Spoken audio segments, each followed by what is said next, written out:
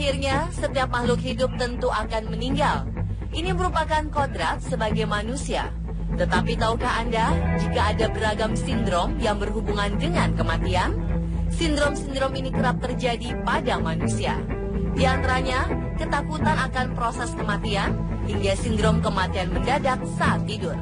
Seperti apa sindrom-sindrom ini? Berikut, On The Spot merangkumnya dalam 7 sindrom kematian.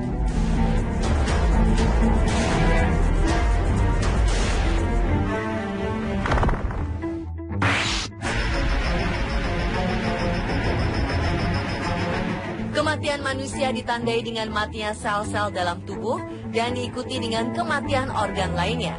Tapi orang dengan sindrom Cotard menganggap dirinya sendiri sudah mati meski tidak ada tanda-tanda tersebut. Sindrom Cotard yang dikenal juga dengan Walking Corpse Syndrome atau WCS merupakan salah satu kelainan neuropsikiatrik yang jarang terjadi. Penderita penyakit ini akan merasa bahwa ia sudah mati dan tidak ada di dunia lagi. Selain itu, orang dengan sindrom Cotard juga merasa bahwa ia sudah kehilangan darah atau organ internalnya serta bagian-bagian tubuh yang sudah membusuk. Padahal sebenarnya orang tersebut tidak kehilangan apapun. Sindrom ini diberi nama sesuai dengan penemunya, yaitu Jules Cotard, seorang neurolog Perancis yang menemukan kasus unik ini pada 1880. Kondisi ini bisa berasal dari faktor neurologis atau mental, terutama penyakit mental yang berhubungan dengan depresi. Penyakit ini juga telah dikaitkan dengan gangguan lain seperti skizofrenia dan gangguan bipolar. Selain penyakit mental, penyakit ini dapat terjadi ketika ada masalah dengan otak, seperti cedera pada kepala. Gejala-gejala lain dari sindrom Cotard adalah depresi, berpikir untuk bunuh diri, serta selalu berpikir negatif. Karena sindrom Cotard sangat langka, belum ada perawatan yang tepat untuk mengatasi penyakit aneh ini. Penderita sendiri baru ditemukan beberapa orang saja di dunia.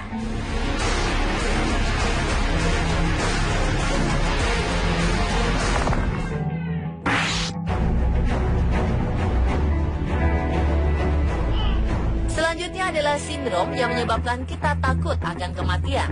Sindrom thanatophobia ini merupakan sebuah fobia yang relatif rumit. Ternyata banyak orang takut akan kematian. Beberapa orang takut mati. Mereka mungkin takut akan rasa sakit yang melumpuhkan tubuh dan penyakit yang melemahkan tubuhnya. Mereka juga biasanya khawatir jika keluarga mereka akan menderita secara finansial atau tidak ada orang yang dapat merawat anggota keluarga lain. Rita Ora, penyanyi terkenal asal Inggris, diketahui menderita sindrom ini. Penyanyi kelahiran 26 November 1990 mengatakan bahwa fobia yang dialaminya sudah terjadi sejak kecil. Bahkan sampai sekarang, Rita kerap menjalani terapi rutin hampir setiap minggu. Ketika masih kecil, ia pernah mengalami serangan panik dan berkata kepada ibunya bahwa ia tidak ingin mati.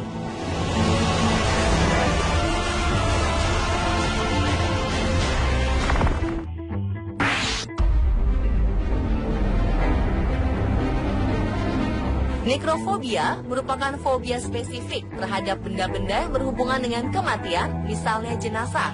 Penderitanya juga memiliki ketakutan akan pemakaman, kain kafan, peti mati, dan lain-lain. Gejalanya adalah kesulitan bernafas, detak jantung tak menentu, berkeringat dalam jumlah banyak, mulut kering, dan gemetar.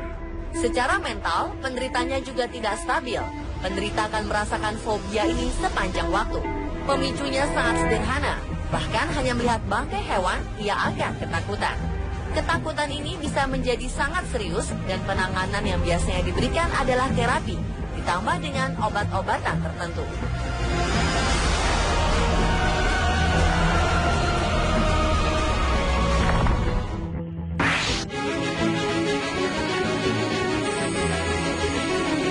Nekrosis merupakan kematian kelompok-kelompok sel sebelum organisme atau manusia secara keseluruhan meninggal. Sebenarnya secara teknis, nekrosis bukanlah penyakit, melainkan suatu kondisi dengan banyak kemungkinan penyebab yang berbeda.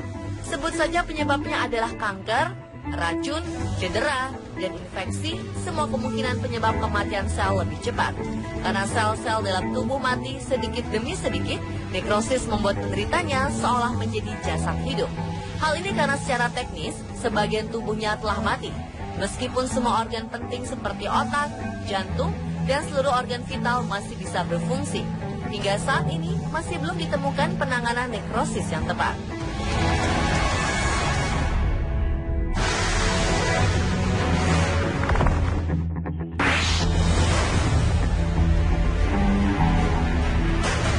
Sindrom mati rasa atau stiff person syndrome adalah keadaan ketika seseorang akan mati rasa dan tubuhnya tak bisa bergerak hingga mati.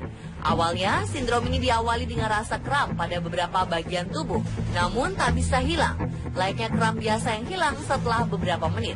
Setelahnya, penderita akan merasa mati rasa dan tak bisa bergerak, hingga tubuh mereka seolah membeku. Pada akhirnya, mereka akan mengalami kesulitan bernapas, tidak bisa menelan, dan bahkan mengalami patah tulang jika mencoba bergerak. Peneliti tak mengetahui mengapa hal ini bisa terjadi pada beberapa orang. Bisa jadi hal ini berkaitan dengan penyakit diabetes, bawaan genetik, atau penyakit lainnya. Namun sindrom ini sama sekali tak bisa diprediksi akan menyerang siapa saja dan akan terjadi berapa lama. Ada beberapa perawatan yang bisa dicoba. Sebagian besar adalah suntikan secara berkala pada bagian-bagian yang mengalami mati rasa.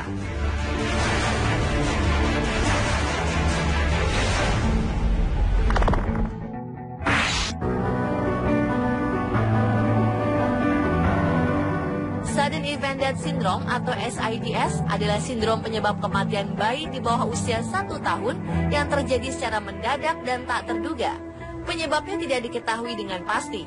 Beberapa sumber ilmiah menyebutkan kematian bayi akibat SIDS lebih banyak pada bayi dengan ibu perokok, ibu yang mengkonsumsi alkohol dan obat-obatan selama kehamilannya. Di Amerika Serikat, angka kejadiannya tergolong masih cukup tinggi dan termasuk 3 besar penyebab kematian bayi di bawah usia 1 tahun.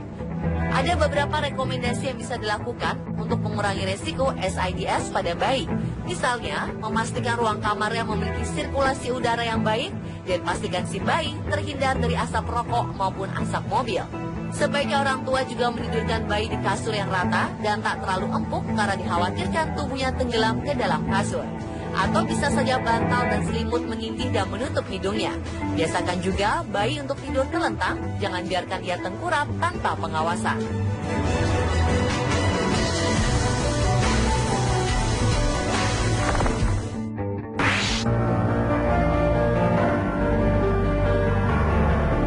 Banyak kasus orang yang tidak sakit apa-apa lalu meninggal dalam tidurnya.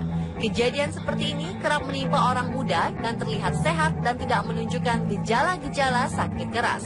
Di dunia kedokteran, istilah ini disebut Sudden Ischemic Death Syndrome atau SIDS, atau sindrom kematian mendadak aritmik. Sindrom ini bukanlah serangan jantung dan penderitanya tidak mengidap sakit jantung, hanya mengalami kelainan irama jantung. Orang yang terkena SIDS kadang-kadang tidak menunjukkan tanda-tanda khusus, tapi beberapa gejala seperti pusing, jantung berdebar-debar, detak jantung cepat, dan sesak napas kadang terjadi. Karena gejalanya tidak khas, sebelum meninggal, ia mengaku sedikit kedinginan dan sakit tenggorokan. Sebagian besar kasus SIDS terjadi pada orang muda, mulai dari remaja hingga usia 30-an. Faktor penyebabnya masih belum diketahui, tapi diduga karena keturunan, kelainan genetik, hingga pemakaian obat-obatan.